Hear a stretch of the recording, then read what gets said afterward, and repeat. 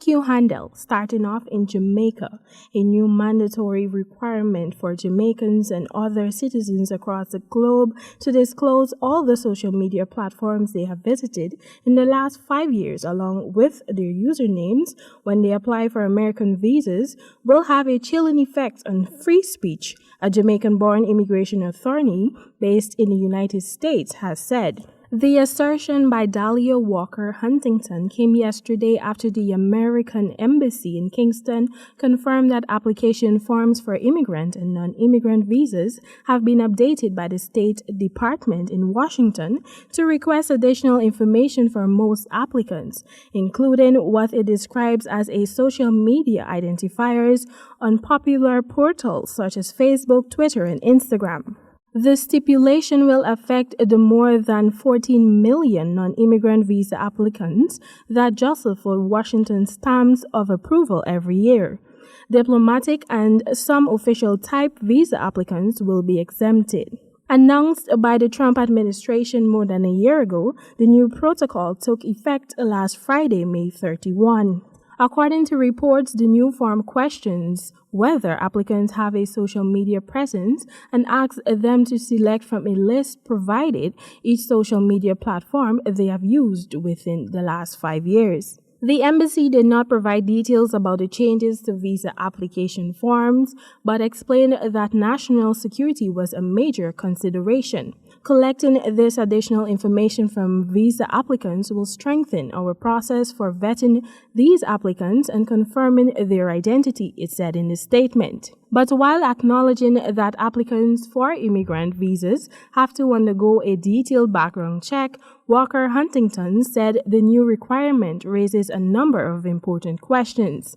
The prominent immigration attorney acknowledged that there are radicals across the world who use social media and the internet more broadly to incite violence against U.S. citizens or at American landmarks, but suggested that there are no other methods to collect information on them. As a word of caution, she warned Jamaicans to be cautious and aware of their social media habits. From fiscal year 2013 to 2016, the number of U.S. visa applications by Jamaicans rose from approximately 85,000 per year to 185,000 per year. Over to Trinidad, a drive-through robbery was carried out at Burger King outlet located in Gulf City, Mall La Romaine on Monday night. Police said the men placed an order and were asked to drive to the window at around 10:45 p.m. But as the cashier opened the window and asked for the payment, the rear seat passenger exited the vehicle and grabbed her right hand. The 18-year-old woman was forced to hand over $7,611. The rear seat passenger then returned to the vehicle and the driver sped off. Closed-circuit camera footage showed that the silver Nissan Tida car and the driver with a black and white bandana over his face. The rear seat passenger was wearing a mask. San Fernando CID officers responded and recovered $1,040, apparently left behind at the scene. Police believe the money fell out of the suspect's hand as he was fleeing. The teenage cashier of La Romaine was said to be traumatized by the incident.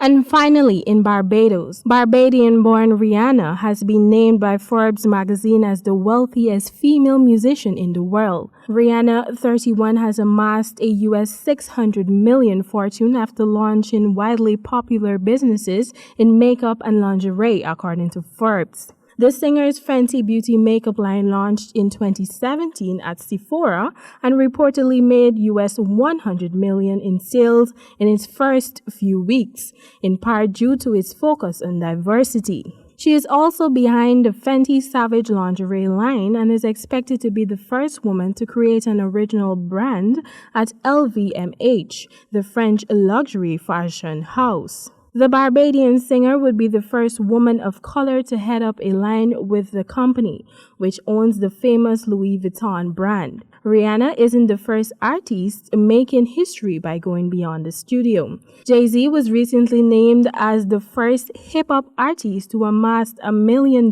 fortune, according to Forbes. And that has brought us to the end of the original news this evening. Back to you, Handel.